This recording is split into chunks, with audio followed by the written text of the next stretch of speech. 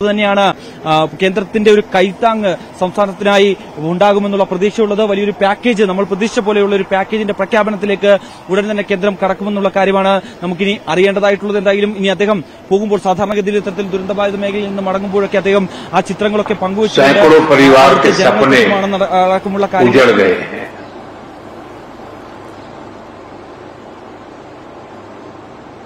और प्रकृति ने अपना जो रौद्र रूप दिखाया,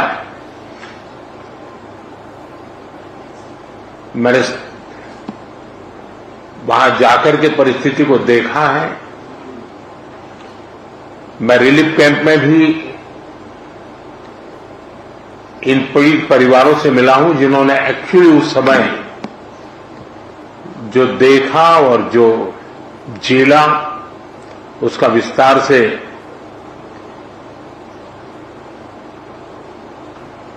पूरा विवरण मैंने उनसे सुना है। मैं अस्पताल में भी उन सभी मरीज से मिला हूं जो इस आपदा के कारण अनेक प्रकार की चोट के कारण बहुत ही मुसीबत का समय बिता रहे हैं।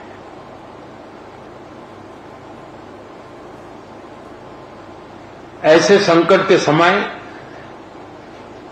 जब हम साथ मिलकर के काम करते हैं तो कितना उत्तम परिणाम मिलता है। उसी दिन सुबह ही मैंने माननीय मुख्यमंत्री जी से बात की थी और मैंने कहा था कि हम हर प्रकार की व्यवस्था को मोबिलाइज कर रहे हैं और जितना जल्दी पहुंच सकते हैं पहुंचते हैं। मैंने हमारे एमओएस को भी तुरंत यहां भेजा था, चाहे एसडीआरएफ के लोग हो, एनडीआरएफ के लोग हो, सेना के लोग हो, पुलिस के जवान हो, स्थानीय मेडिकल के लोग हो या यहां के एनजीओज हो, सेवाभावी संस्थाएं हो, हर कोई बिना रुके तुरंत ही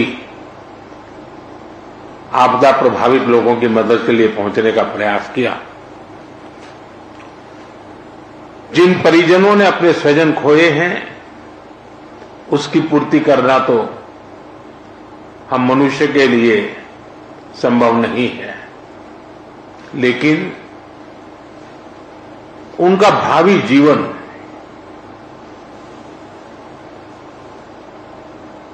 उनके सपने चूर चूर न हो जाए, ये हम सबका सामूहिक दायित्व है। और भारत सरकार और देश इस संकट की घड़ी में यहां के पीड़ितों के साथ हैं। सरकार को जो कल मैंने हमारे इंटरनल मिनिस्टर्स की जो कोऑर्डिनेशन की टीम थी उनको भी यहां भेजा था। वो कल माननीय मुख्यमंत्री जी से मिले थे, आपके अधिकारियों से मिले थे और वे भी सारे चीजों को देख करके गए हैं।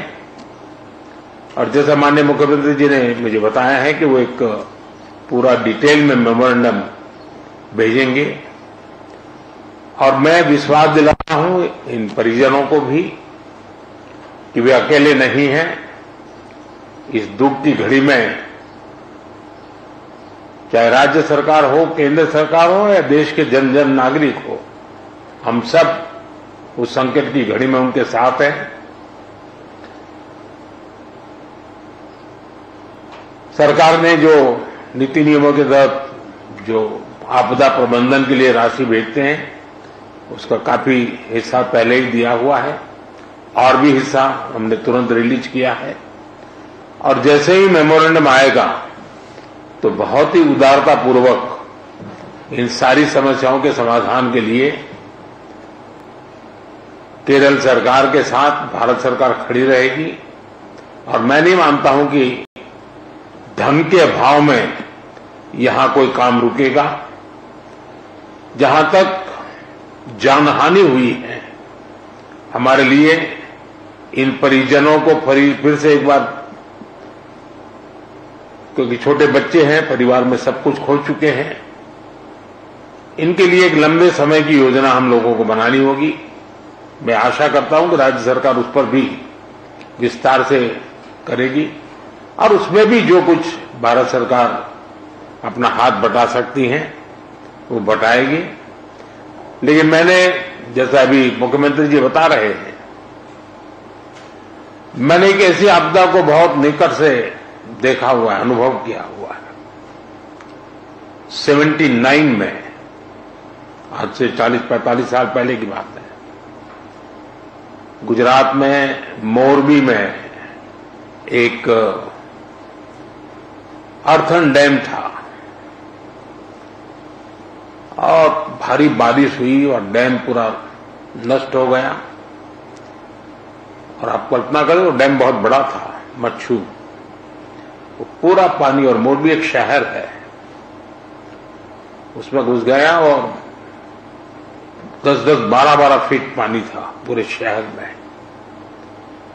2500 से ज्यादा लोग उसमें मृत्यु हुई थी। और वो भी मिट्टी का डैम था, तो पूरी मिट्टी पूरे हर घर में, यानी उसको करीब 6 महीने वहां रहा था। एक वॉलंटियर के रूप में उस समय मैं काम करता था और मैंने मड़ के बीच जो समस्याएं पैदा कैसी होती हैं, उसमें किस प्रकार से मुसीबतें झेलनी पड़ती है, उसको बराबर मैंने उसको, क्योंकि वॉलंटियर ग्रुप में मैंने काम किया है तो मुझे पता है। तो मैं भी अंदाज कर सकता हूं कि जिस समय ये परिवार के परिवार मड़ में बह रहे होंगे तब वो कितनी बड़ी कठिन परिस्थिति रही होगी। और उसमें भी जब कुछ लोग जान बचा करके निकले हैं, उनको देख करके लग रहा है कि ईश्वर ने कैसे उनकी कृपा की, उनको बचा लिया है। तो मैं इन परिस्थिति को भली भांति अनुमान लगा सकता हूं और मैं आपको विश्वास दिलाता हूं कि देश और भारत सरकार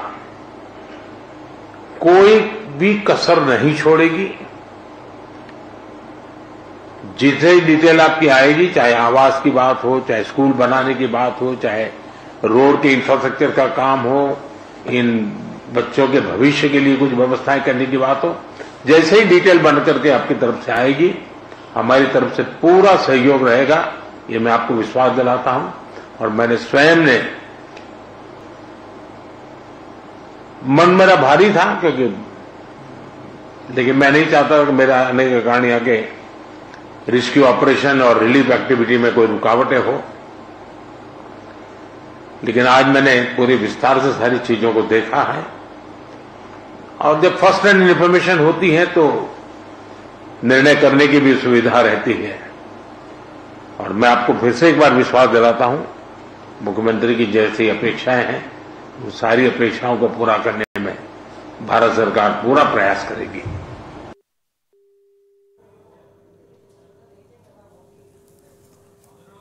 പ്രധാനമന്ത്രി സംസാരിക്കുകയായിരുന്നു. ഇന്നത്തെ അവലോകന യോഗത്തിന് ശേഷം കേന്ദ്ര സർക്കാരിന്റെ എല്ലാ പിന്തുണയും ഉണ്ടാകും.